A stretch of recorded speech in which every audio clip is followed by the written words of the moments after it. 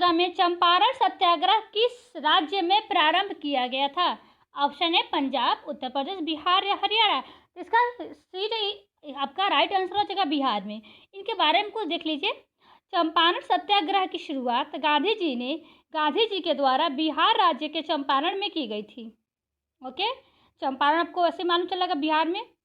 चंपारण में नील किसानों की दुर्दशा के कारण अस्थायी नेता राजकुमार शुक्ल के नियंत्रण पर गांधी जी अप्रैल 1917 में यहाँ पहुँचे। ओके, चंपारण में अंग्रेज नील उम्मीदवारों ने किसानों के साथ कृषि क्षेत्र 3/20 हिस्से पर नील की कृषि को करना अनिवार्य कर दिया था। ओके, गांधी जी ने यहाँ क्या किए थे? सत्याग्रह का प्रारंभ किए थे। ओके, नेक्स्ट क्वेश्चन देखिए। समाज की स्थापना किसने की थी? ऑप्शन है राजा राम मोहन राय, स्वामी विवेकानंद, स्वामी दयानंद सरस्वती, राजा राधाकांत देव। इसका आपका ऑप्शन सी सही होगा, स्वामी दयानंद सरस्वती। इनके बारे में देखिए। आर्य समाज की स्थापना 7 अप्रैल 1875 को मुंबई में स्वामी दयानंद सरस्वती द्वारा की गई। इस संस्था का मूल उद्देश्य क्या था? हिंदू समाज सुधार के लिए आंदोलन चलाना। हिंदू समाज सुधार के लिए आंदोलन चलाना था। भारत के प्रथम प्रधानमंत्री जवाहरलाल नेहरू की रचना डिस्कवरी ऑफ इंडिया। क्या उनकी रचना है? Discovery of India. ये नोट कर लीजिएगा। में आर्य समाज का वर्णन करते हुए उन्हें हिंदू समाज में जागृति लाने का प्रथम प्रयास किया था। ओके, तो पूछ देगा जवाहरलाल नेहरू की रचना क्या है, तो आपको बताना पड़ेगा discovery of India. Okay, next question. किया गया रबी फसल की बुआई की जाती है। गेहूं, ककड़ी, बाजरा या धान। तो देखिए, शीत ऋतु की फसल यानी ठंडी में फसल की रबी को फसलें कहा जाता है। इनकी बुनाई का समय अक्टूबर से नवंबर होता है तथा मार्च अप्रैल में इन फसलों की कटाई हो जाती है। रबी फसलों को ठंडी जलवायु की आवश्यकता पड़ती है। ठंड में आपको पता है आपके गांव में या घर क्या बोया जाता है? गेहूं। ओके, रबी फसलों को ठंड की जलवायु की आवश्यकता पड़ती है, अर्थात उन्हें कम तापमान व कम पानी की आवश्यकता होती है।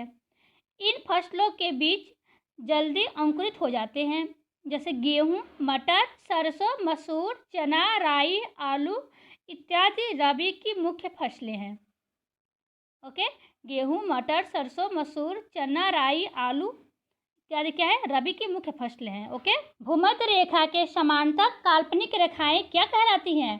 ऑप्शन है अक्षांश रेखाएं, देशांतर रेखाएं, समदाब रेखाएं, समताप रेखाएं। तो देखिए, भूमध्य रेखा के समांतर जो काल्पनिक रेखाएं होती है उन्हें अक्षांश रेखाएं कहते हैं। ए इज राइट आंसर। भौगोलिक स्थिति में किसी स्थान को बताने के लिए अक्षांश रेखाओं का प्रयोग किया जाता है। किसी स्थान का अक्षांश धरातल पर उस स्थान की उत्तर दक्षिण स्थिति को बताया गया है। उत्तरी और दक्षिणी ध्रुव की अक्षांश रेखाएं 90 डिग्री तथा उत्तर तथा 90 डिग्री दक्षिण होता है। यह एक कोणीय दूरी होती है जिसे विषुवत रेखा सबसे बड़ी अक्षांश रेखाएं होती हैं। क्या होती हैं? विषुवत रेखा जो है वो सबसे बड़ी क्या है? अक्षांश रेखाएं हैं। Okay, any problem? Next question देखिए। उपस्थित प्रोटीन है जीन, लेक्ट्रोल्यूबिन, केसिन, एल्यूमिन। तो इसका राइट आंसर देखिए क्या हो जाएगा? Casein. C option is right answer. Casein दूध में पाई जाने वाली कैल्शियम युक्त प्रोटीन है। यह प्रोटीन हड्डियों को मजबूत करने, प्रतिरक्षा प्राणी एवं जैविक क्रियाओं में सहायक होती हैं। गाय के दूध में केसिन नामक प्रोटीन पाई जाती है, जबकि भैंस के दूध में क्या पाया जाता है? केसिन नामक प्रोटीन पाई जाती है। ओके, किंतु भैंसों की अपेक्षा गाय के दूध में केसिन प्रोटीन अत्यधिक मात्रा में होती हैं। देखिए, किसमें कहा है? गाय के दूध में केसिन नामक प्रोटीन पाई जाती है, जबकि भैंस के दूध में भी केसिन नामक प्रोटीन पाई जाती है। दोनों में केसिन प्रोटीन पाई जाती है, लेकिन सबसे ज़्यादा प्रोटीन आपके गाय के दूध में जो मिलती है केसिन नामक, उसमें मिलता है। ओके, मुस्लिम विश्वविद्यालय की स्थापना किसने की? सैयद अहमद खान, मोहम्मद अली जौहर, मोहम्मद इकबाल, सैयद अमीर अली। तो इसका आंसर है आपका Syed Ahmed Khan is right answer, A is right answer. Aligarh Muslim विद्यालय की स्थापना किए थे सैयद अहमद खान ने। इसकी स्थापना का उद्देश्य मुस्लिम युवाओं को अंग्रेजी तथा विज्ञान विषयों की गुणवत्तापूर्ण शिक्षा प्रदान करना था। क्या था इनका उद्देश्य? उद्देश्य था मुस्लिमों को अंग्रेजी और विज्ञान में निपुण बनाना। जाहिर सी बात है, कह सकते हैं निपुण बनाना। Okay, next question. निम्नलिखित में से कौन सा बौद्ध स्थल निरंजना नदी के किनारे स्थित है?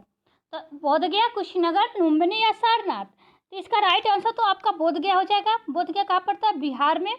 बिहार में स्थित प्रसिद्ध बौद्ध स्थल बोध गया निर्जला नदी के तट पर स्थित है। इसे फाल्गु नदी भी कहा गया है। बोध यानी निरंजना नदी को फाल्गु नदी भी कहा गया है।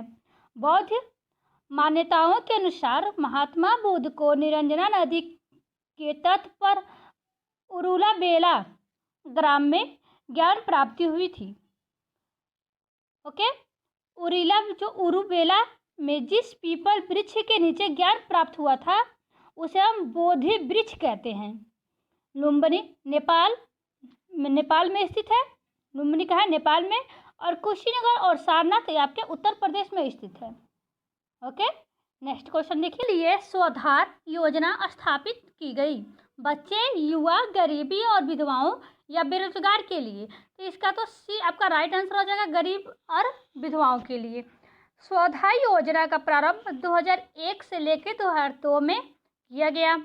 भारत सरकार के महिला और बाल विकास मंत्रालय द्वारा कठिन दयनीय परिस्थितियों में रह रहे गरीबी और विधवाओं तथा अन्य महिलाओं को लाभ पहुंचाने के उद्देश्य को स्वधार योजना की शुरुआत की गई थी।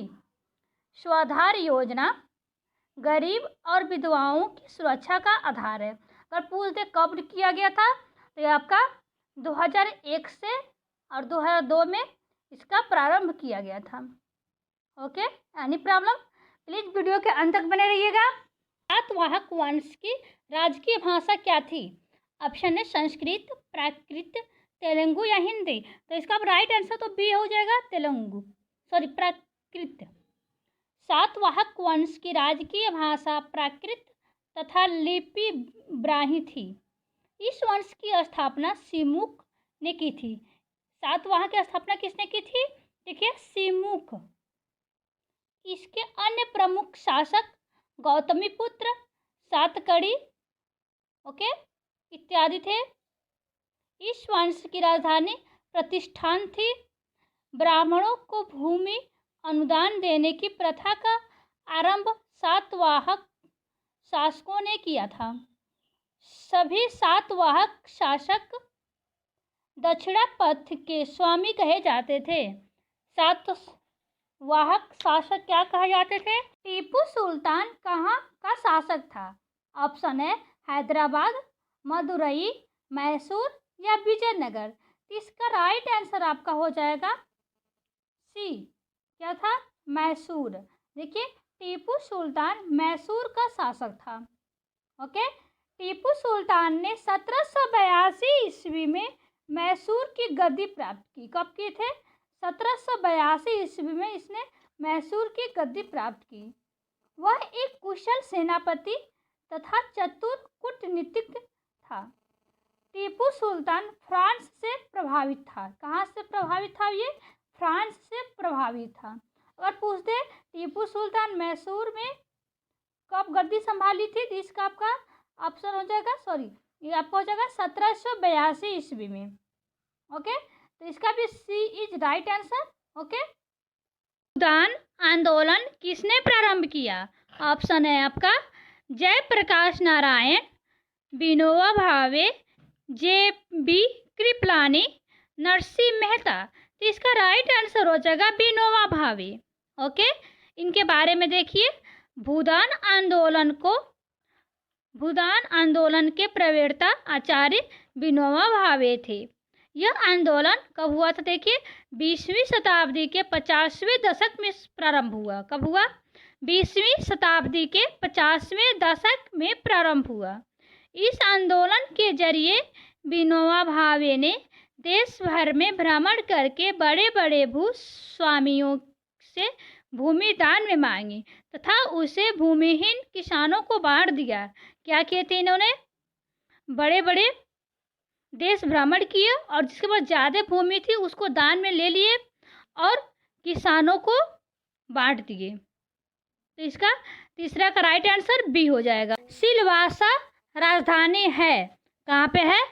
ऑप्शन है लक्षद्वीप की, दादर एवं नगर हवेली की, नेक्स्ट ऑप्शन है दमन एवं दीव की, लास्ट ऑप्शन है आपका अरुणाचल प्रदेश की। तो इसका राइट आंसर हो जाएगा बी, दादर एवं नगर हवेली की। ओके, सिलवासा अरब सागर के पास स्थित शहर है। कहाँ स्थित है ये? अरब सागर के पास स्थित शहर है, जो केंद्र शासित प्रदेश दादर एवं नगर हवेली की राजधानी है। किसकी राजधानी है आपका? ये केंद्र शासित प्रदेश दादर एवं नगर हवेली की राजधानी है। ओके, तो इसका 5 का राइट आंसर आपका हो जाएगा दादर एवं Nagar Haveli. Okay, please video के अंत तक बने रहिएगा। भारतीय राष्ट्रीय कांग्रेस के प्रथम अध्यक्ष थे। ऑप्शन है ए ओ ह्यू, WC बनर्जी, सुरेंद्र नाथ बनर्जी, महात्मा गांधी। तो इसका राइट आंसर तो आपका बी हो जाएगा, WC बनर्जी। ओके, देखिए व्योमेश चंद्र बनर्जी भारतीय राष्ट्रीय कांग्रेस के प्रथम अधिवेशन के प्रथम अध्यक्ष थे। क्या थे? प्रथम अधिवेशन के प्रथम अध्यक्ष थे। भारतीय राष्ट्रीय कांग्रेस की स्थापना 1885 ईस्वी में हुई थी। कब हुई थी भारतीय राष्ट्रीय अध्यक्ष की स्थापना? 1885 ईस्वी में कराया गया था। ओके, तो 7 का राइट आंसर आपका हो जाएगा B, WC Banerjee. Okay, please video के अंत तक बने रहिएगा और कमेंट करना ना भूलिएगा। कमेंट करके बताइएगा आपको वीडियो कैसा लगा।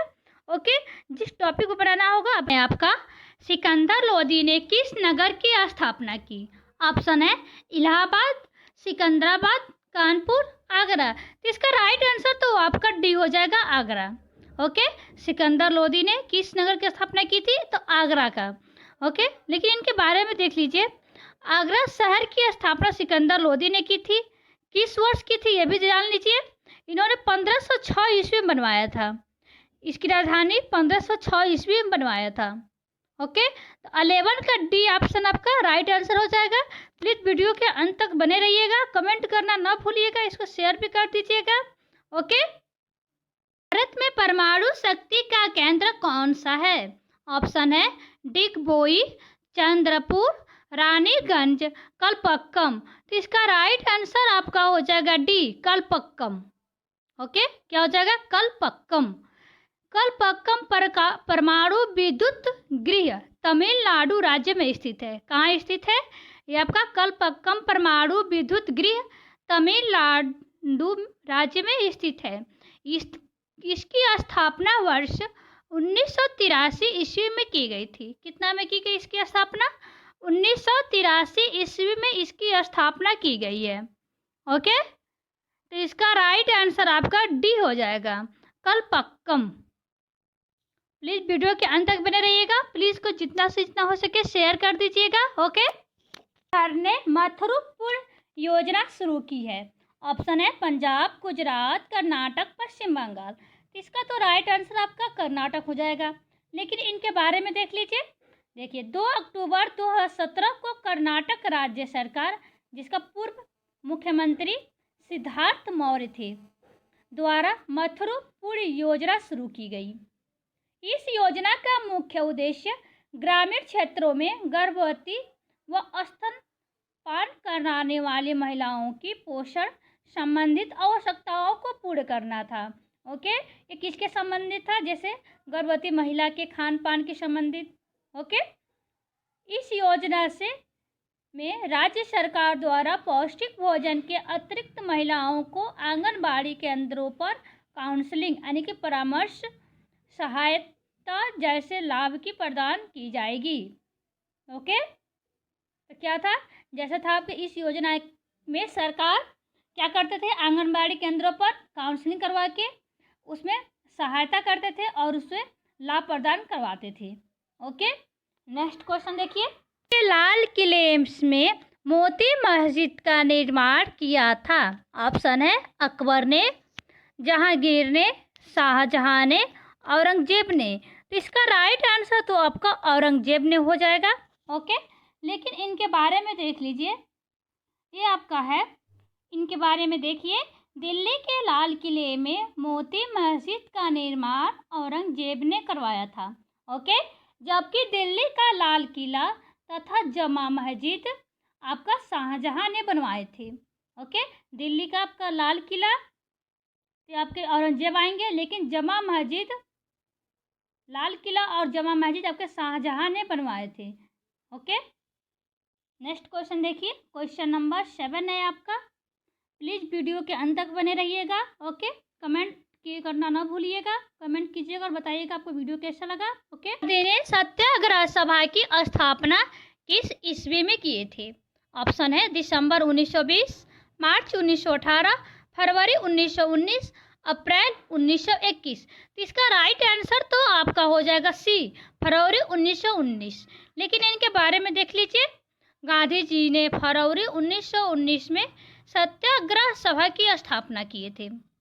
ओके, रेलक्ट एक्ट के विरुद्ध आंदोलन को संगठित करने के लिए इसकी स्थापना की गई। सत्याग्रह सभा का मुख्यालय कहाँ है? मुंबई में। पहले बम्बई था, लेकिन अब इसका नाम मुंबई पड़ा हुआ है। ओके, तो क्या था इसमें? रेलक्ट एक्ट के विरुद्ध आंदोलन को संगठित करने के लिए इसकी स्थापना की गई थी। सत्याग्रह सभा का मुख्यालय आपका मुंबई में। बंगाल का विभाजन करने वाला गवर्नर जनरल कौन था? कर्जन, कैनिंग, मिंटो या मेमो? इसका राइट आंसर आपका हो जाएगा कर्जन। लॉर्ड कर्जन का गवर्नर जनरल काल भारत में ब्रिटिश साम्राज्यवाद का उच्चतम बिंदु था। इसी के काल में बंगाल विभाजन का निर्णय लिया गया। 20वीं शताब्दी के प्रारंभ में बंगाल राष्ट्रीय चेतना का प्रमुख केंद्र था, इसलिए इस चेतना को नष्ट करने के लिए बंगाल विभाजन का निर्णय लिया गया था। ओके, तो किसके शासनकाल में किया गया था बंगाल का विभाजन? तो कर्जन, लॉर्ड कर्जन का गवर्नर जनरल काल में भारत ब्रिटिश में इनका निर्णय लिया गया था। Okay, any problem?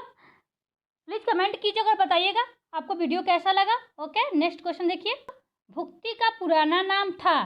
ऑप्शन है इलाहाबाद, सौराष्ट्र, बुंदेलखंड या कानपुर। तो आपका राइट आंसर तो सी हो जाएगा, बुंदेलखंड। देखिए, जजाक भुक्ति या इसे कहते हैं जिझौती गुप्त काल का एक प्रसिद्ध राज्य था, जो यमुना और नर्मदा नदी के बीच में स्थित है। इसका वर्तमान नाम बुंदेलखंड है। ओके, इस पर चंदेल राजाओं का शासन था। यह अब आंशिक रूप से उत्तर प्रदेश में तथा आंशिक रूप से मध्य प्रदेश में स्थित है। इसके मुख्य नगर महोबा, कंजीग्राम व खजुराहो हैं। इसका राइट आंसर आपका क्या हो जाएगा? Bundelkhand. Okay, any problem? Please comment कीजिए और बताइएगा आपको वीडियो कैसा लगा, और जितना से जितना हो सके प्लीज़ शेयर कर दीजिए। ओके, नेक्स्ट क्वेश्चन है, महाबलीपुरम के रथ मंदिरों का निर्माण किसने करवाया था? ऑप्शन है नरसिंह वर्मन 1, अम्होवर्ष, महेंद्र वर्मन 2, राजेंद्र फर्स्ट। देखिए इनके बारे में, महाबलीपुरम के रथ मंदिरों का निर्माण पल्लव वंश के शासक नरसिंह वर्मन 1, यानी कि ये आपका राइट आंसर हो जाएगा। 630 ईस्वी से लेकर 668 ईस्वी ने कराया था। इन मंदिरों की संख्या आपकी 7 है। कितनी है? 7 मंदिरों की संख्या है, जिसमें सबसे छोटा द्रौपदी रथ मंदिर है, जिसमें किसी भी प्रकार का अलंकरण नहीं मिलता है। इस मंदिरों को एकांश मंदिर भी कहा गया है। क्या कहा गया है? एकांश मंदिर भी कहा गया है। सबसे छोटा मंदिर है आपका द्रौपदी रथ मंदिर। सारे जहां से अच्छा हिंदुस्तान हमारा के रचयिता कौन थे? ऑप्शन है रविन्द्रनाथ टैगोर, मोहम्मद इकबाल, महात्मा गांधी, C.R. दास। तो इसका राइट आंसर आपका हो जाएगा मोहम्मद इकबाल। ओके, इनके बारे में देख लीजिए, सारे जहां से अच्छा हिंदुस्तान हमारा, उर्दू भाषा में लिखी गई देश प्रेम की एक गज़ल है जो ब्रिटिश शासन के विरोध का प्रतीक बन गई थी।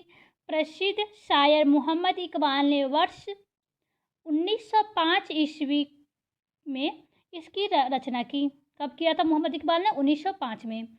यह गज़ल मोहम्मद इकबाल की रचना बंग ए दारा से संकलित है। यह मोहम्मद इकबाल जो हैं उनके गज़ल से रचना किसमें से है? बंग ए दारा। ओके, तो आपका राइट आंसर क्या हो जाएगा? B is right answer. Okay, कब किए थे ये? 1905 ईस्वी में। Okay, next question. हैदराबाद नदी पर स्थित है। किस नदी पर स्थित है? ऑप्शन है महानदी, गोदावरी, मूसी या कृष्णा। तो आपका राइट आंसर हो जाएगा मूसी। क्या हो जाएगा? इनके बारे में देखिए। हैदराबाद तेलंगाना राज्य की राजधानी है। यह मूसी नदी पर स्थित है। मूसी नदी कृष्ण नदी की सहायक नदी है।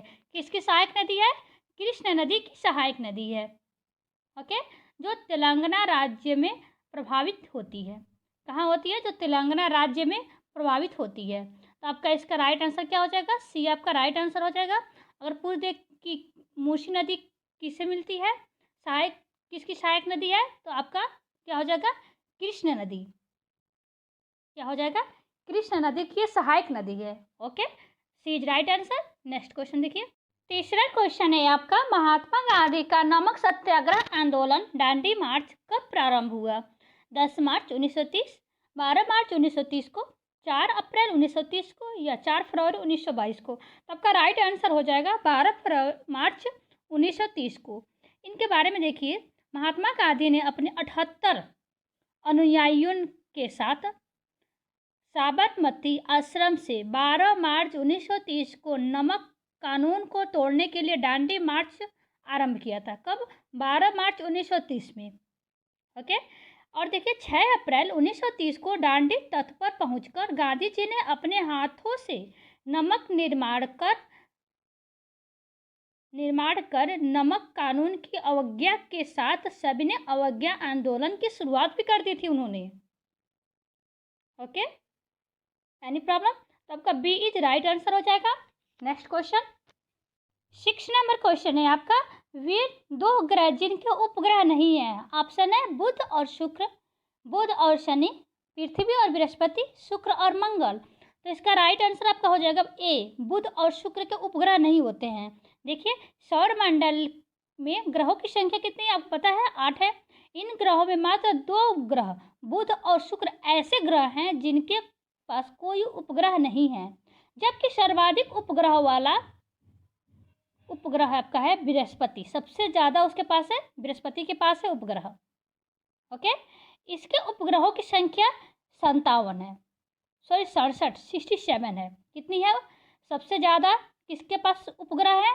तो बृहस्पति के पास है। कितने हैं? 67 है, 67 उसके पास उपग्रह है। किसके पास नहीं है? बुध और शुक्र के पास उपग्रह नहीं है। Okay, A is right answer. Next question देखिए। द्वीप द्वीप समूह में स्थित है। किस द्वीप समूह में स्थित है? ऑप्शन है आपका प्रशांत महासागर, बी है अरब सागर, सी है बंगाल की खाड़ी, डी आपका है हिंद महासागर। इसका तो राइट आंसर हो जाएगा अरब सागर द्वीप समूह में स्थित है। इनके बारे में देखिए।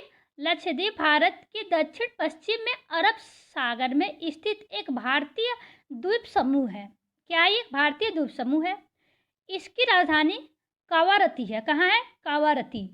लक्षद्वीप पर कुल 36 द्वीप हैं। लक्षद्वीप के पास कितने द्वीप हैं? 36 द्वीप हैं, जिनमें से मात्र 7 द्वीपों पर नवजीवन है। कितने द्वीपों पर हम नवजीवन है? 7 द्वीपों पर नवजीवन है।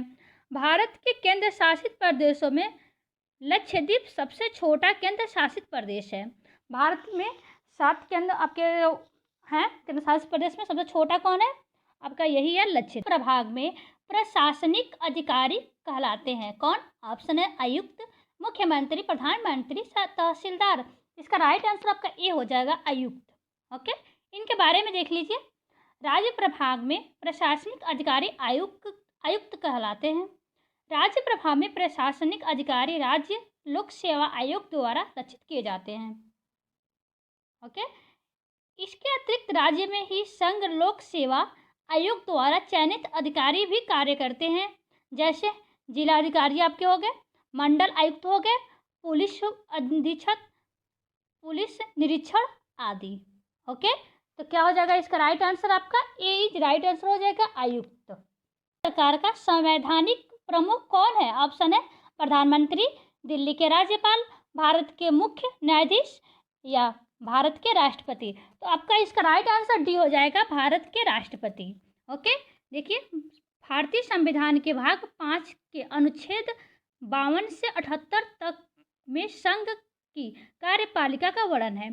संघ की कार्यपालिका के अंतर्गत राष्ट्रपति, उपराष्ट्रपति, प्रधानमंत्री, मंत्रिमंडल एवं शामिल हैं, लेकिन राष्ट्रपति को सरकार का सर्वाधिक प्रमुख रूप से इंपॉर्टेंट क्वेश्चन है ये। दूध में किस तत्वों की कमी है? ऑप्शन है पोटेशियम, कैल्शियम, लोहा या मैग्नीशियम। तो आपको तो ये क्वेश्चन पता होगा कि सी आपका लोहा दूध में नहीं पाया जाता है। ओके, देखिए दूध में कैल्शियम पाए जाते हैं, पोटेशियम में पाए जाते हैं protein, phosphorus, magnesium, vitamin D, A, B2, B12 तथा नियासिन आदि पाए जाते हैं। दूध में लोहा, इसका प्रतीक क्या है? Fe, नहीं पाया जाता है। सामान्य तौर पर दूध में 85% जल होता है। दूध में कितना परसेंट जल होता है? 85%। इसके साथ 15% भाग में ठोस खनिज व वसा पाई जाती हैं।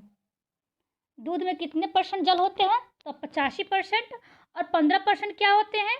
तो इसमें ठोस खनिज व वसा पाए जाते हैं। ओके, इसमें जितने आपको प्रोटीन होंगे 15% पे मिले होते हैं। इसमें नीला रंग प्रकट होने के साथ संबंधित प्रकाश की परिघटना है। ऑप्शन है व्यतिकरण, परावर्तन, अपवर्तन या प्रकीर्ण। तो आपका राइट आंसर डी हो जाएगा, प्रकीर्ण। क्या हो जाएगा? प्रकीर्ण। इनके बारे में देखिए, माध्यम के कणों द्वारा प्रकाश ऊर्जा को अवशोषित कर अन्य दिशाओं में पुनः विकसित करने की क्रिया प्रकाश का प्रकीर्ण कहलाता है। ओके, सूत्र के दृश्य प्रकाश में लाल रंग की तरंगदैर्घ्य सबसे अधिक व बैगनी तथा नीले रंग की तरंगदैर्घ्य सबसे कम होती है। प्रकाश में लाल रंग सबसे ज़्यादा होता है, लेकिन बैगनी और नीला रंग सबसे कम होता है। ओके, अतः लाल रंग के प्रकाश का प्रकीर्ण सबसे कम व बैगनी तथा नीले रंग का प्रकीर्ण सबसे ज़्यादा होता है। ओके, तो आपका डी इज राइट आंसर हो जाएगा। नेक्स्ट क्वेश्चन देखिए, क्वेश्चन नंबर 14 नंबर क्वेश्चन है, हिंदू विधवा पुनर्विवाह अधिनियम निम्न में से किस वर्ष पारित हुआ था? तो आपका ऑप्शन है 1856, 1846, 1816, 1826। तो आपका ए आपका राइट आंसर हो जाएगा 1856। देखिए, हिंदू विधवा पुनर्विवाह अधिनियम 26 जुलाई 1856 में लॉर्ड कैनिंग के कार्यकाल में पारित हुआ। कब हुआ था? 26 जुलाई को 1856 में लॉर्ड कैनिंग के कार्यकाल में पारित किया गया। यह विधवा स्त्रियों की दशा सुधारने तथा उनके पुनर्विवाह को सामाजिक मंजूरी देने से संबंधित था। इस कार्य में सर्वाधिक योगदान ईश्वर चंद्र विद्यासागर ने दिया था। सबसे ज़्यादा किसका योगदान रहा इसमें? तो ईश्वर चंद्र विद्यासागर।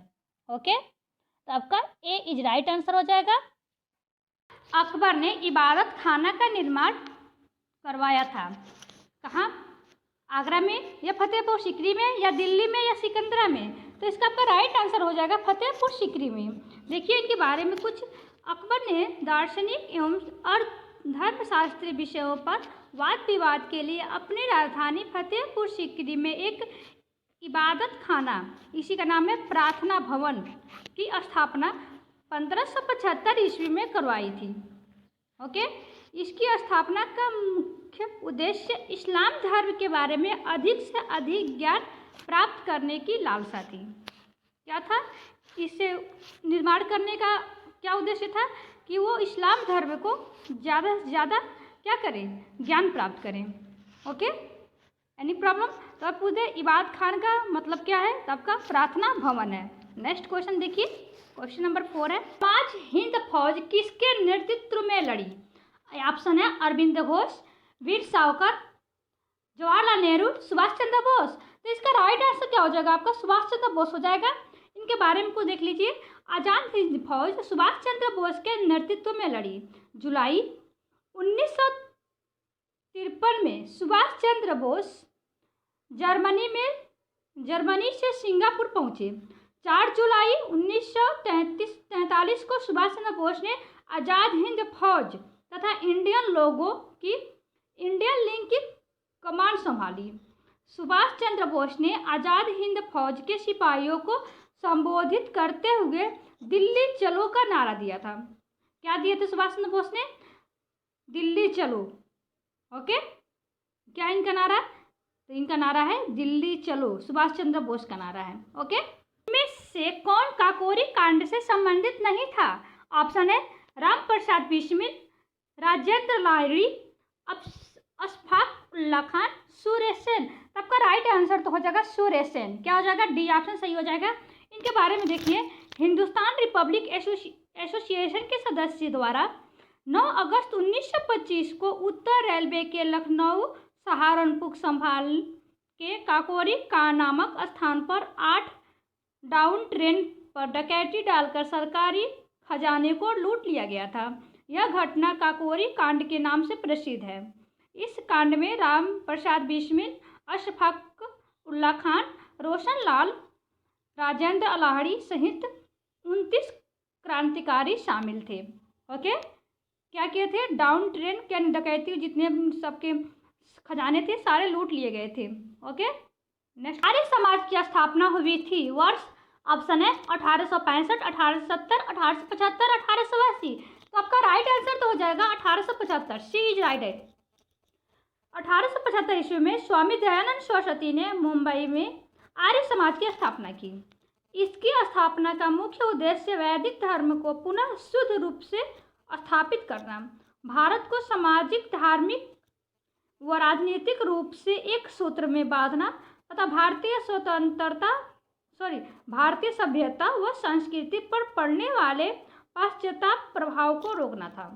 क्या था? भारतीय सभ्यता व संस्कृति पर पड़ने वाले दुरुपयोग यानी गलत कामों पर रोकना था। Okay, any problem? अब क्या कौन सा ऑप्शन सही होगा? सी, 1875। आर्य समाज की स्थापना किसने किया था? स्वामी दयानंद सरस्वती ने। कहाँ पे? मुंबई में। ओके, नेक्स्ट क्वेश्चन देखिए, किस देश के साथ अपनी सबसे लंबी अंतर्राष्ट्रीय सीमा साझा करता है? ऑप्शन है बांग्लादेश, चीन, नेपाल, पाकिस्तान। तो आपका राइट आंसर तो हो जाएगा बांग्लादेश। क्या हो जाएगा? बांग्लादेश। इनके बारे में देखिए, भारत बांग्लादेश के साथ अपनी सबसे लंबी अंतर्राष्ट्रीय सीमा साझा करता है। बांग्लादेश के साथ भारत के असम, मेघालय, मिजोरम, त्रिपुरा व पश्चिम बंगाल राज्य सीमा साझा करते हैं। इसके अतिरिक्त भारत की सबसे छोटी सीमा अफगानिस्तान मात्र 106 किलोमीटर से लगी हुई है। Okay, any problem? भारत की सबसे छोटी सीमा अफगानिस्तान है जो मात्र 106 किलोमीटर से लगी हुई है। सबसे बड़ी आपका बांग्लादेश से साझा करती है। ओके, तो आपका 7 का राइट आंसर हो जाएगा ए। ये क्या है? बांग्लादेश। ओके, नेक्स्ट क्वेश्चन से तात्पर्य है, इसका फुल फॉर्म पूछा है।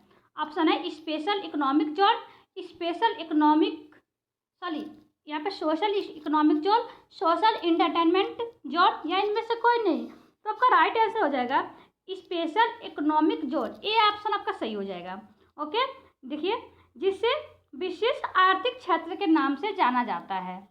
भारत में अधिक विदेशी निवेश को प्रोत्साहित तथा आकर्षित करने के लिए वर्ष 2000 में विशेष आर्थिक क्षेत्र SEZ नीति की घोषणा की गई। ओके, वर्ष 2005 में संसद द्वारा विशेष आर्थिक क्षेत्र अधिनियम 2005 पारित हुआ। विशेष आर्थिक क्षेत्र SEZ का तात्पर्य उस भौगोलिक क्षेत्र से होता है जहां से उत्पादन, आर्थिक क्रियाकलाप या व्यापार ज़्यादा से ज़्यादा हो सके।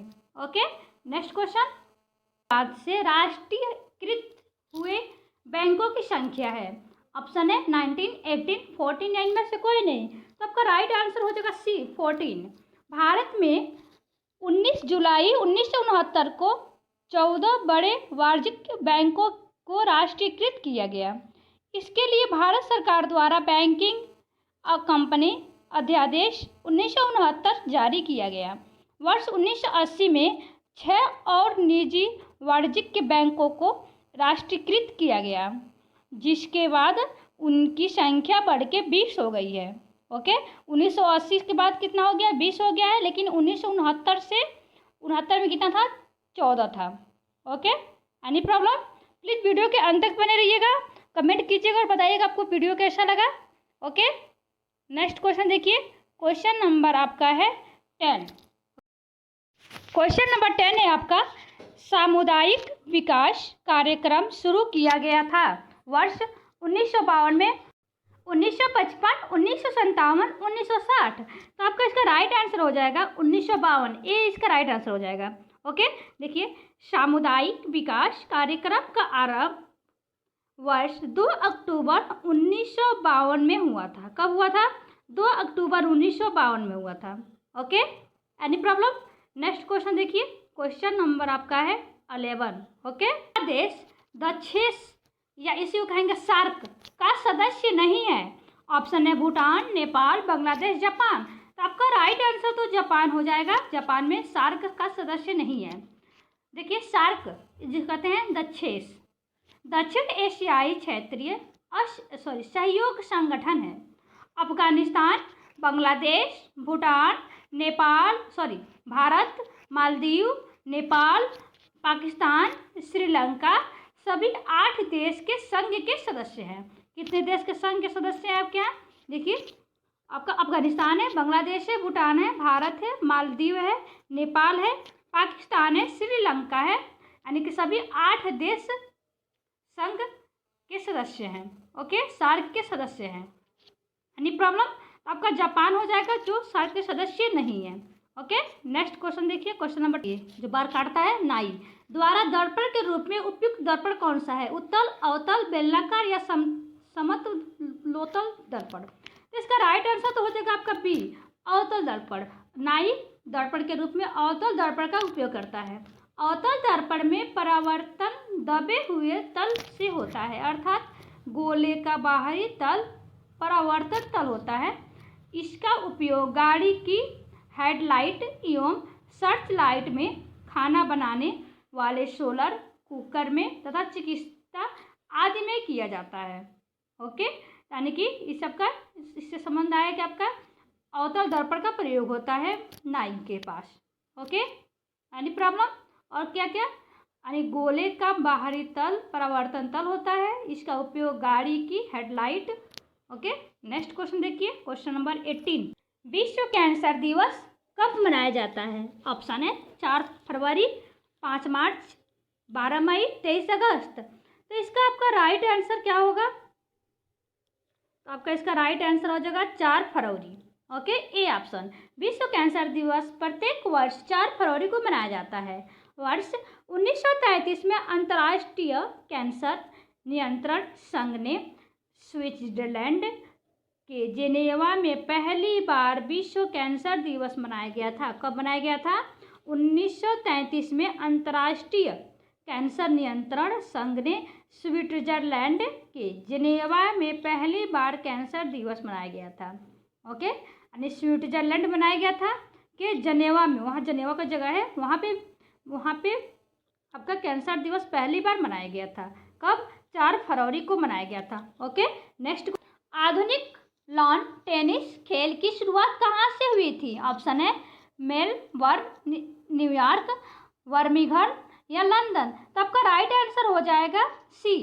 ओके, आधुनिक लॉन टेनिस खेल की शुरुआत बर्मिंघम में से हुई थी। टेनिस के 4 प्रमुख वार्षिक प्रतियोगिताओं को ग्रैंड स्लैम कहते हैं। ये ऑस्ट्रेलियाई ओपन, फ्रेंच ओपन, आपका विंबलडन तथा यूएस ओपन, ओके, में खेला जाता है। ओके, तो आपका 15 का क्वेश्चन है। प्लीज़ वीडियो लाइक सब्सक्राइब कर दीजिए, जितना जितना हो सके प्लीज़ शेयर कर दीजिए। ओके, कमेंट कीजिएगा आपको वीडियो कैसा लगा। ओके, ये पूरे जो है आपके यूपी SSSC जितने क्वेश्चन लिए आते हैं, ये आपके अरिहंत पब्लिकेशन सेट से लिए आते हैं। ओके, हैदराबाद नदी पर स्थित है। किस नदी पर स्थित है? तो आपका ऑप्शन दिया हुआ है महानदी, गोदावरी, मूसी या कृष्णा। तो इसका आपका तो राइट आंसर हो जाएगा सी, मूसी। ओके, लेकिन इनके बारे में कुछ देख लीजिए। हैदराबाद यानी कि क्या है, तेलंगाना राज्य की राजधानी है। यह मूसी नदी पर स्थित है। कहाँ पर स्थित है ये? मूसी नदी पर स्थित है। मूसी नदी कृष्ण नदी की सहायक नदी है। अगर पूछते हैं मूसी नदी किसकी सहायक नदी है, तो ये कृष्ण नदी की सहायक नदी है। ओके, जो तेलंगाना राज्य में प्रभावित होती है। कहाँ प्रभावित होती है? तेलंगाना राज्य में प्रभावित होती है। ओके, तो हैदराबाद किस नदी पर स्थित है? मूसी नदी पे। और मूसी नदी किसकी सहायक नदी है? तो ये आपका कृष्ण की सहायक नदी है, कृष्णा की। Okay, any problem? तो आपका 2 का राइट आंसर सी हो जाएगा, Musi. Okay, next, discovery of India पुस्तक के लेखक हैं। तो ऑप्शन है महात्मा गांधी, जवाहरलाल नेहरू, बाल गंगाधर तिलक, सुभाष चंद्र बोस। तो इसका राइट आंसर हो जाएगा आपका बी, जवाहरलाल नेहरू। लेकिन इनके बारे में कुछ देख लीजिए। द डिस्कवरी ऑफ इंडिया की रचना जवाहरलाल नेहरू ने सन 1942 से 1946 के बीच में अपनी गिरफ्तारी के दौरान की। कब किए थे? 1942 से 1946 के बीच अपने गिरफ्तारी के दौरान किए थे। पुस्तक की रचना वर्ष 1944 में पूरी हो गई थी, जबकि इसका प्रकाशन 1946 में किया गया। कब ये पूरा हो गया था? 1944 में पूरा हो गया था, लेकिन इसका प्रकाशन कब हुआ? 1946 में। ओके, तब का इसका राइट आंसर हो जाएगा जवाहरलाल नेहरू। आपका ईस्ट इंडिया कंपनी की स्थापना के समय भारत का शासक कौन था? ऑप्शन है जहांगीर, शेर शाह सूरी, अकबर, औरंगजेब। इसका राइट आंसर आपका हो जाएगा सी, अकबर ने थे। इनके बारे में देखिए। ब्रिटिश ईस्ट इंडिया कंपनी की स्थापना 1600 में हुई, ईस्वी में हुई। उस समय भारत पर अकबर 1556 से 1605 का शासनकाल था। किसका शासनकाल था? अकबर का था। कब से कब तक? 1556 से लेके 1605 ईस्वी तक। ओके, जबकि भारत में ईस्ट इंडिया कंपनी की स्थापना जहांगीर के शासनकाल में हुई थी। ईस्ट इंडिया कंपनी की स्थापना कब हुई थी? कब नहीं, किसके शासनकाल में हुई थी? जहांगीर के शासनकाल में हुई थी। ओके, लेकिन भारत में आपके निम्नलिखित में से किसे संसार की छत कहते हैं? ऑप्शन है सतपुड़ा, म्यांमार, अरावली या पामीर। तो इसका राइट आंसर तो आपका डी हो जाएगा, पामीर। ओके, लेकिन इनके बारे में देखिए। पामीर का पठार मध्य एशिया में स्थित है। विश्व का सबसे ऊंचा पठार है। विश्व का सबसे ऊंचा पठार आपका है पामीर का पठार, जो मध्य एशिया में है। इसकी ऊंचाई लगभग 4875 मीटर है। इसी कारण पामीर के पठार को विश्व का छत कहा जाता है। Okay, roof of the world कहा जाता है पामीर को। क्यों? क्योंकि ये मध्य एशिया में विश्व में सबसे ऊंचा पठार है, इसलिए इसको रूफ ऑफ द वर्ल्ड कहा जाता है। ओके, डी, पनबिजली ऊर्जा परियोजना स्थित है कहाँ पे? ऑप्शन है आपका उत्तराखंड, जम्मू कश्मीर, झारखंड, कर्नाटक। तो इसका राइट आंसर हो जाएगा जम्मू एंड कश्मीर। इनके बारे में देखिए। जम्मू एंड कश्मीर पाकल दूत पनबिजली ऊर्जा परियोजना जम्मू कश्मीर राज्य में प्रस्तावित पनबिजली परियोजना है। यह परियोजना डोडा जिले के किस्सत गांव तहसील में चिनाब नदी की मुख्य सहायक नदी मरुसुआ पर प्रस्तावित है। यह परियोजना पूरी होने के बाद राज्य की सबसे बड़ी पनबिजली परियोजना होगी। यह राज्य की पहली भंडारण परियोजना है। इसकी विद्युत उत्पादक क्षमता लगभग कितना है? 1000 मेगावाट है।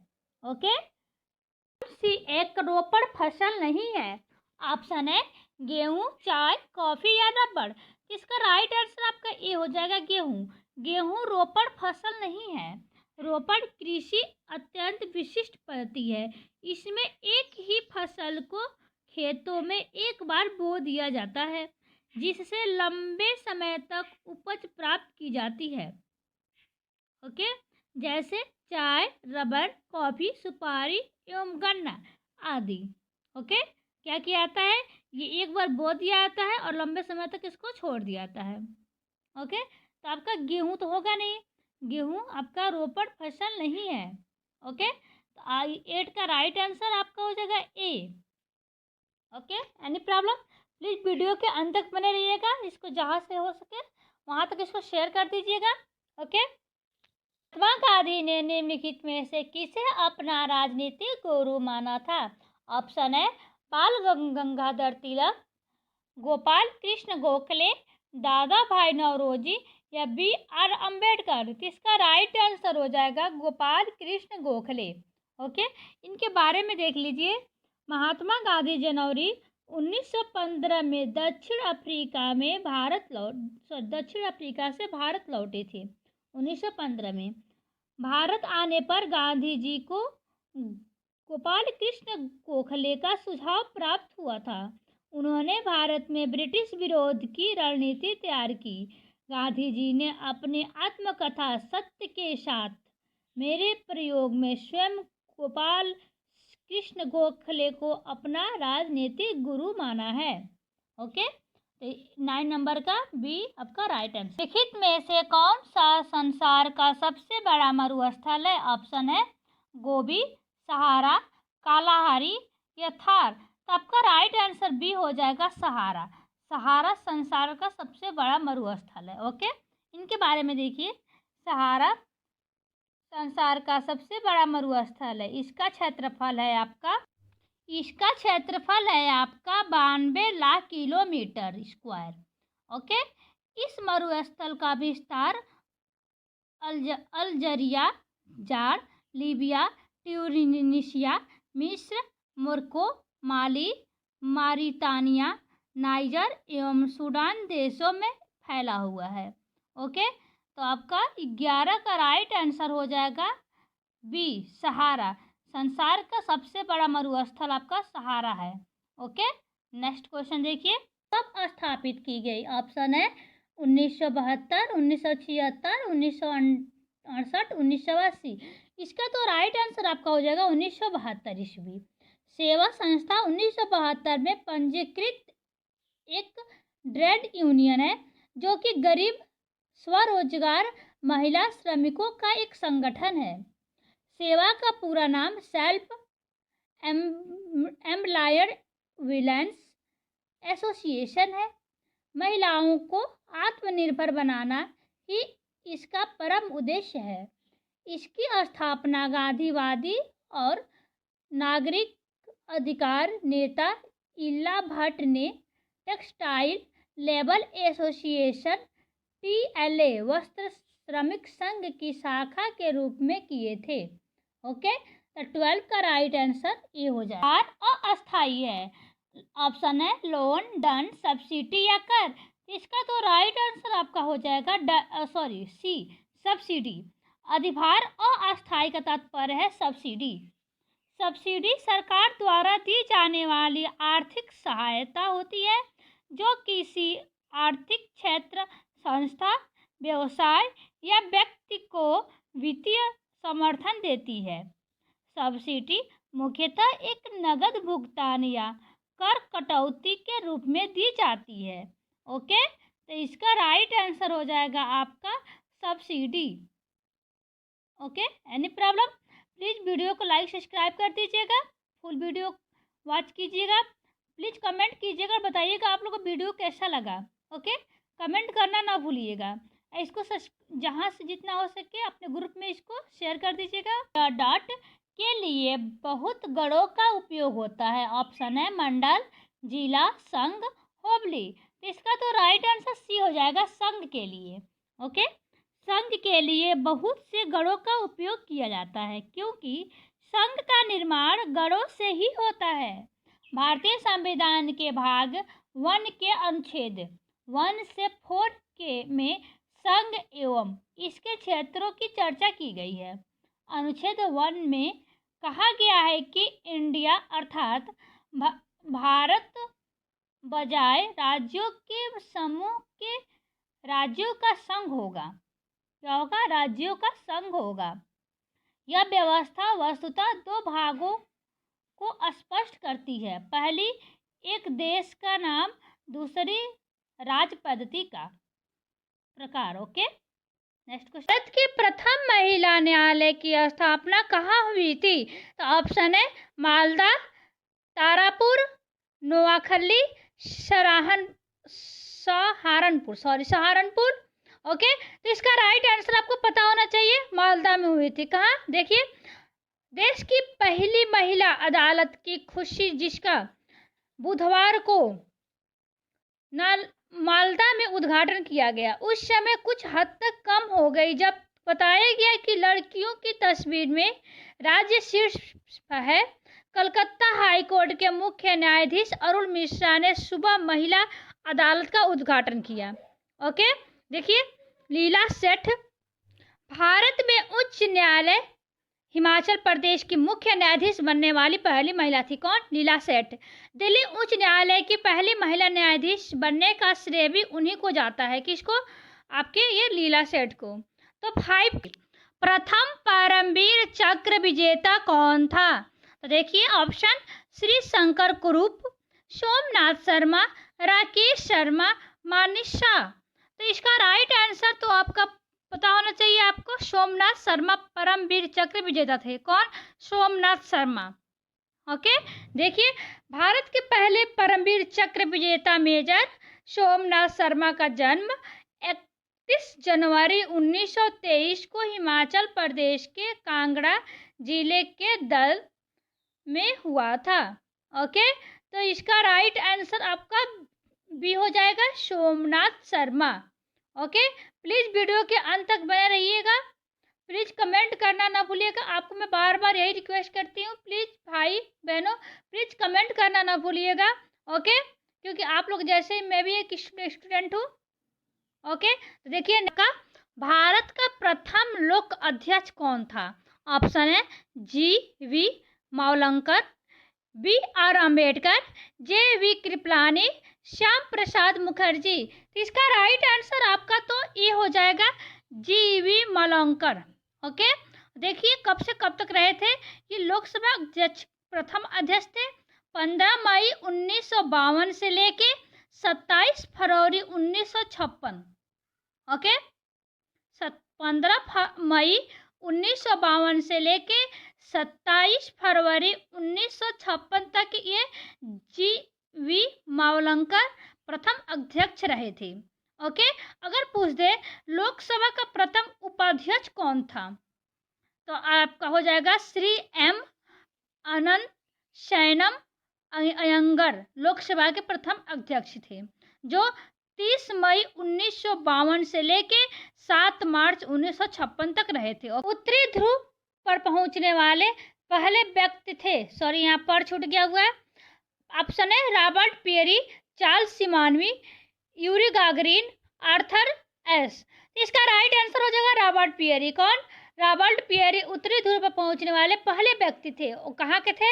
यह अमेरिकी नागरिक थे। इन्होंने 3 अप्रैल 1909 को उत्तरी ध्रुव की विजय का श्रेय दिया जाता है, किंतु मैथ्यू अलेक्जेंडर हैंस नामक उसका आश्रय साथी थे, जो असंभव कहा पहुंचने वाले पहले व्यक्ति थे। ओके, अगर पूछ दे कि ये तो अमेरिकी थे, लेकिन पहले व्यक्ति, इंडिया के पहले व्यक्ति कौन थे महिला में? तो महिला में अगर पूछ दे उत्तरी ध्रुव पर पहुंचने वाली प्रथम महिला कौन थी, तो अनीता सुद थी। कौन? अनीता सुद। और पहले व्यक्ति में पूछ दे तो आपके अजीत बजाज थे। कौन? अजीत बजाज थे। ओके, एज राइट क्वेश्चन है आपका, माउंट एवरेस्ट पर चढ़ने वाली प्रथम छिन्न अंग वाली भारतीय महिला कौन है? ऑप्शन है अरुणिमा सिन्हा, बचेंद्री पाल, संतोष यादव, प्रेमलता अग्रवाल। तो इसका आपका ए ऑप्शन सही होगा, अरुणिमा सिन्हा। क्यों? क्योंकि ये आपके भारतीय माउंट एवरेस्ट पर चढ़ने वाली प्रथम छिन्न भारतीय अंगों में से एक हैं। ओके, देखिए, अरुणिमा सिन्हा माउंट एवरेस्ट की चढ़ाई करने वाली प्रथम छिन्न अंग वाली भारतीय महिला है, जिन्होंने 21 मई 2013 को यह सफलता प्राप्त की थी। उन्होंने 7 बार पर्वत शिखरों में से 4 बार चढ़ाई की है, जिसमें Mount Everest 2013, Mount Kilimanjaro 2014, Mount Elbrus और माउंट 2015 में शामिल की थी। ओके, 19 है, निम्नलिखित में से ब्लेड रनर के नाम से कौन जाना जाता है? ऑप्शन है Usain Bolt, Oscar Carl Pistorius, Carl Lewis, Ben Johnson. देखिए ये सी जो है ये आधा ला होता है, ओके, ल्यूयस होता है, तो इसका राइट आंसर बी हो जाएगा, ऑस्कर कार्ल पिस्टोरियम। ओके, इनके बारे में देखिए, दक्षिण अफ्रीका के तेज दौड़ धावक ऑस्कर पिस्टोरियस, ओके, को ब्लेड रनर के नाम से जाना जाता है क्योंकि यह बिना पैर होने के बावजूद, इनके पास पैर नहीं है लेकिन कृत्रिम पैरों की सहायता से मात्र 11 महीने की अवस्था में पिस्टोरियस के घुटने से नीचे के दोनों पैर कट गए थे। यह 2022 के ग्रीष्मकालीन ओलंपिक खेलों में दोनों पैरों से दिव्यांग धावक के रूप में ओलंपिक में भाग लेने वाला पहला प्रतिभागी बना। उसे बिना पैरों से तेज दौड़ने वाला पहला व्यक्ति है। वो कौन है आपका? आजाद बचपन की ओर नामक पुस्तक किस लेखक द्वारा लिखी गई है? ऑप्शन है कैलाश सत्यार्थी, राधा कांत भारती, दीपक मिश्रा, सुभाष चंद्र। तो इसका राइट आंसर हो जाएगा कैलाश सत्यार्थी। ओके, आजाद बचपन की ओर नामक पुस्तक नोबेल पुरस्कार से सम्मानित कैलाश सत्यार्थी द्वारा लिखी गई है। इस पुस्तक का अनावरण जनवरी 2016 में सर्वोच्च न्यायालय के न्यायाधीश दीपक मिश्रा द्वारा किया गया था। यह पुस्तक बाल अधिकारों के लिए अपने संघर्ष में प्रमुख नीति हस्तक्षेप निर्णयों, महत्वपूर्ण आंदोलनों का सत्यार्थी द्वारा लिखे गए लेखकों का वर्णन किया गया है। Any problem? तो इसका राइट आंसर हो जाएगा आजाद बचपन की ओर नामक पुस्तक लिखी जाने वाली कैलाश सत्यार्थी। ओके, कब यह किया गया था? 2016 में।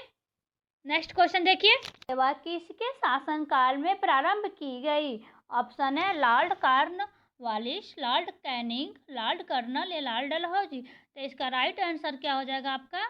Lord Cornwallis. क्या हो जाएगा? Lord Cornwallis. यानी कि भारत में सबसे पहले सिविल का आरंभ यानी कि हेस्टिंग ने प्रारंभ किया था, किंतु लॉर्ड कॉर्नवालिस को भारत में सिविल सेवा का जन्मदाता माना जाता है। ओके, ये ऑप्शन सही होगा आपका। 1993 ईस्वी में उसने उच्च सिविल सेवा में नागरिक सेवाओं तथा अधीनस्थ सिविल सेवाओं की शुरुआत की। ब्रिटिश सरकार के प्रारंभिक शासन में उच्च सिविल सेवाओं के पद पर प्रायः यूरोपीय नागरिकों की नियुक्ति की जाती थी। ऑप्शन नंबर कौन सा सही होगा इसमें? ए ऑप्शन, लॉर्ड कॉर्नवालिस, यानी कि इसके भारत में इसको जन्मदाता माना जाता है सिविल सेवा का। ओके, कब हुआ था?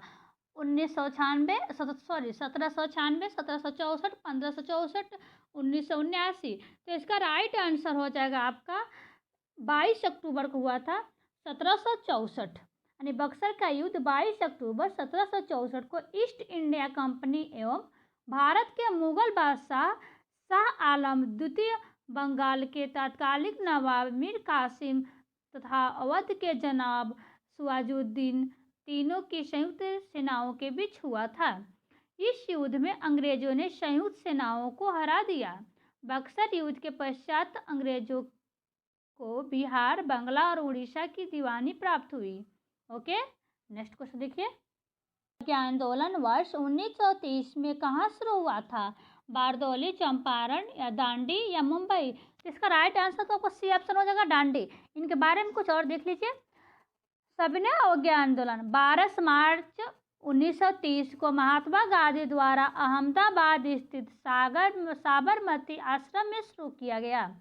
इस आंदोलन का प्रमुख उद्देश्य ब्रिटिश सरकार के नमक कानून में सुधार करना था।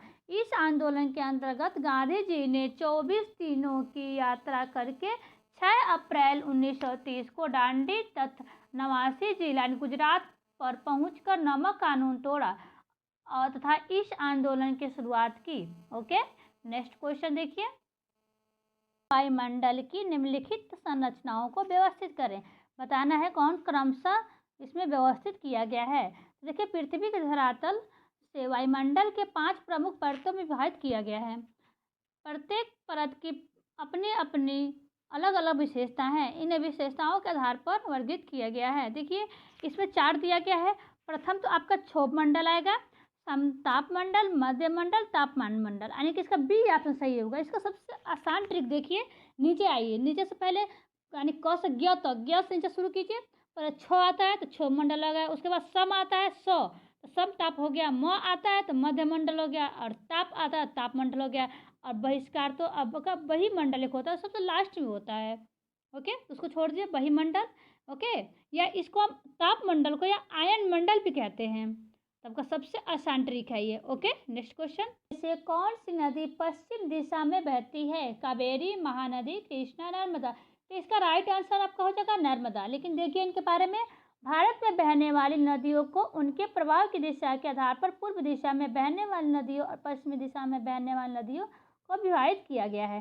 पश्चिमी दिशा में बहने वाली नदी है नर्मदा, तापी, लूनी, साबरमती, भरत पूजा, मांडवी आदि इत्यादि आपकी शामिल है। जबकि पूर्व दिशा में बहने वाली नदी है, आपका तो पश्चिमी हो गया, ये पूर्व दिशा में बहने वाली नदियाँ देखिए, कृष्ण, कावेरी, गोदावरी, गंगा, यमुना शामिल है। ओके, 100 रुपये का नोट किसके द्वारा हस्ताक्षरित होता है? ये आपका जितने आपका क्वेश्चन है पूरे प्रैक्टिस सेट से क्वेश्चन है, आपका अरिहंत पब्लिकेशन है। ओके, इसका देखिए, इसका ऑप्शन है वित्त सचिव, भारत के राष्ट्रपति, वित्त मंत्री, आरबीआई गवर्नर। तो इसका राइट आंसर हो जाएगा आपका डी ऑप्शन, आरबीआई गवर्नर। यानी कि 100 रुपये का नोट पर किसका हस्ताक्षरित होता है? आरबीआई गवर्नर का हस्ताक्षर होता है।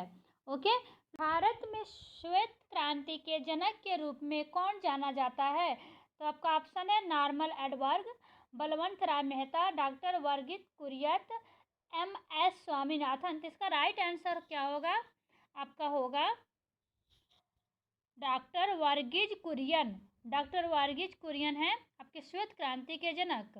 ओके, भारत को विश्व में सबसे बड़े दूध उत्पादक देश के रूप में जाना जाता है।